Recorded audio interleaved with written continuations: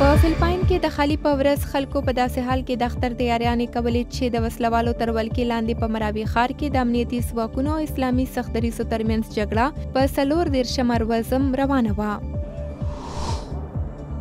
د لندن په شمال کې چارواکو ویلي د اور وژونکو لخوا د ناخوندیتوب په اړه د خبر وروسته یې د جمعې په شپه شاوخوا 800 کورنۍ عارضي کورونو ته منتقلې کړې. د جون پر 14 د لندن په ګرینفل ټاور کې د اور له وجې لږ تر لږه 9 کسان ورک یا مړه شوي دي.